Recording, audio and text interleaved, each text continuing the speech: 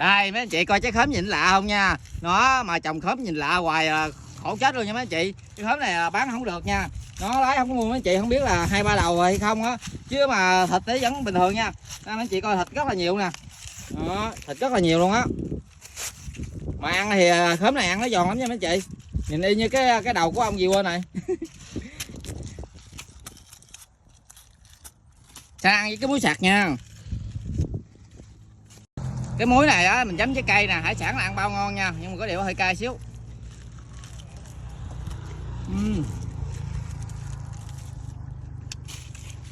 Cùi không à mấy chị, rất là giòn nha.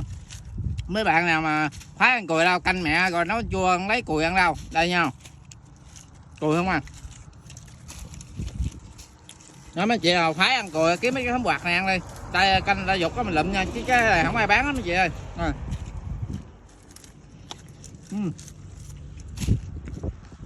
Cái giòn cùi á.